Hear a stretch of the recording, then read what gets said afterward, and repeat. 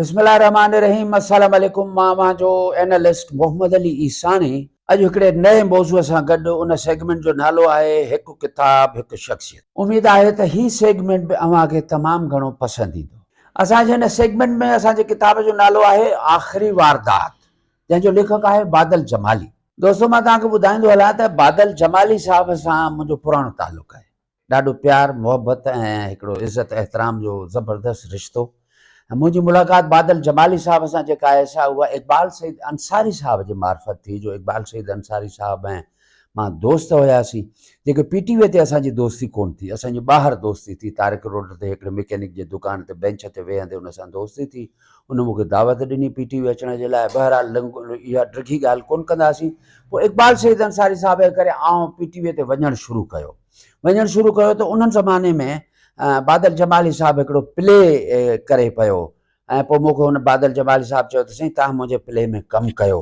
पर इन खां पहिरियां मां तव्हांखे इहो ॿुधाईंदो हलां त 80s जे दौर में मां PTV ते हिकिड़ो ससुई पुनू नाले सां हिकिड़ो प्ले हुयो, जंहिंमें हिकिड़ो मूंखे ईअं पासिंग शॉट तौर ते मां PTV में अपीयरेंस हुई मुंहिंजी, पर बाज़ाब्ता तौर ते जेको मां PTV जे प्ले में या PTV ते या ड्रामनि में जेको कमु कयो, उहो पहिरियों ड्रामो जेको मां कयो उहो बादल जमाली साहिब जो कयो, जंहिं ड्रामे जो नालो हवा महल, जंहिंमें असांजो साईं मोहतरम सलाहुद्दीन तुनियो साहिबु, मां ऐं ॿिया अदाकार हुयासीं। उतां असांजी हिन सां शुरूआत थी ऐं बादल जमाली साहिब सां पोइ ॾाढो असांजो दोस्तीअ वारो रिश्तो ऐं प्यार मोहबत ऐं एहसासात जो रिश्तो हू ॾाढो हसास ऐं हिकिड़ो बहितरीनु लतीफ़ तबियत जो मालिक बादल जमाली साहिबु, उन सां दोस्तीअ जो सिलसिलो हलंदो रहियो।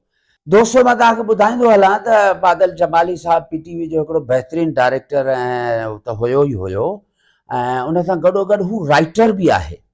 ऐं उनजो जेको हिन वक़्तु मुंहिंजे हथनि में किताबु आहे, उन किताब जो नालो आहे आख़िरी वारदात।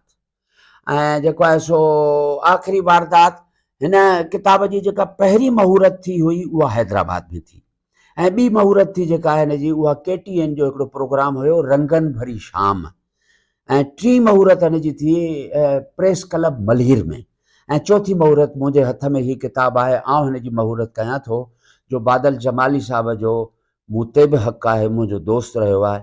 सो हीअ आख़िरी वारदात किताब जेको आहे सो बादल जमाली साहिब जो, इन जी महूरत अॼु चौथी ऐं मुंहिंजे हथनि जे हथां थी रही आहे, अव्हांजे साम्हूं आहे। हिन किताब ते राय ॾियण खां पहिरियां मां चाहियां थो त मां बादल जमाली साहिब जी शख़्सियत, जेको PTV जो प्रोड्यूसर, बहितरीनु डायरेक्टर ऐं ॾाढो भलो राइटर आहे, उन जी शख़्सियत ते हिकिड़ो प्रोफाइल पेश करियां। बादल जमाली 29 जून 1947 सईदाबाद जे नंढड़े ॻोठ शहदाद जमालीअ में जनमु वरितो। बादल जमाली जी इब्तिदाई तालीम जेका आहे हुन पंहिंजे नंढड़े ॻोठ शहदाद जमालीअ मां कई, ऐं मैट्रिक सईदाबाद मां ऐं इंटरमीडिएट हैदराबाद में, ग्रेजुएशन ऐं मास्टर्स हुन कराचीअ मां कई।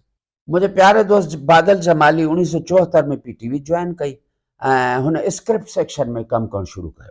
उन खां पहिरियां बादल जमाली एवरन्यू फिल्म स्टूडियो में हिकु सिंधी फिल्म जे लाइ स्क्रिप्ट असिस्टेंट थियो, जेका फिल्म बदकिस्मती सां पूरी न थी सघी। बादल जमाली साल 1985 में as a assistant producer PTV ते अपॉइंट थियो ऐं तरक़ी माणे 1999 में हुनखे प्रोड्यूसर बणायो वियो। बादल जमाली साहिब खे PTV ते वर्सटाइल प्रोड्यूसर जे तौर ते सुञातो वेंदो।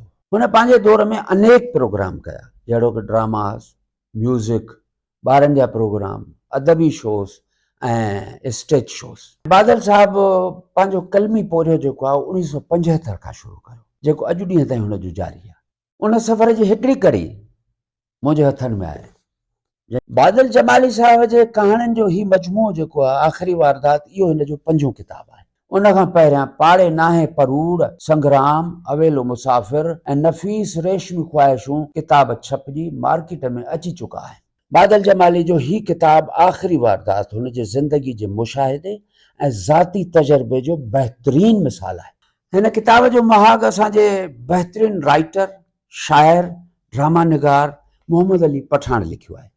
सिंध जे बरख कहाणीकार नवाब अली काका बि पंहिंजी राय हिन किताब में लिखी आहे, जेका हिन किताब में छपियल आहे। बादल जमाली हिकु हसास नफ़ीस कहाणीकार आहे, जेको पंहिंजे किरदारनि ते ॻाल्हाईंदे ऐं लिखंदे पाण बि रोई थो पए। बादल जी कहाणियुनि में अंदाज़ सादो, किरदार पंहिंजा हुनजे मकालमनि में मज़बूती नज़र ईंदी आहे।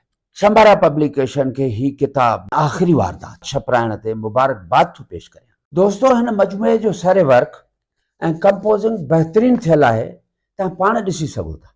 दोस्तो, इहो बि तव्हांखे ॿुधाईंदो हलां त हिन मजमूए में 192 सुफ़नि ते 10 बहितरीनु कहाणियूं छपियल आहिनि। पर हिन किताब में जेके मूंखे कहाणियूं पसंदि आहिनि उहे आहिनि मल्हार फ़क़ीर, नसीबा जूं नसीब ऐं आख़िरी वारदात। ऐं हिन किताब जी क़ीमत आहे सिर्फ़ 600 रुपया। हिन महांगाईअ जे दौर में इहा क़ीमत कुझु बि न आहे। मुंहिंजी अव्हां खे इहा सलाह आहे त ही किताब आख़िरी वारदात तव्हां ख़रीद करे पढ़ो, पंहिंजे दोस्तनि मिटनि माइटनि खे बि तोहफ़ो ॾियो, छो जो किताब जो तोहफ़ो बहितरीनु तोहफ़ो हूंदो आहे। इन सां गॾु पंहिंजे एनालिस्ट मोहम्मद अली ईसानीअ खे ॾींदा इजाज़त। हिकु किताब हिकु शख़्सियत। इंशाअल्लाह वरी कंहिं ॿिए किताब, वरी कंहिं ॿी शख़्सियत सां गॾु तव्हां सां जल्द मुलाक़ात थींदी। ऐं जेकॾहिं तव्हांखे असांजी क्लिप पसंदि आई, तव्हांखे असांजी वीडियो पसंदि आई, इनखे लाइक कजो, सब्सक्राइब कजो, पंहिंजे दोस्तनि सां गॾु शेयर कजो। हक़ मौजूद, मोहम्मद अली ईसानी।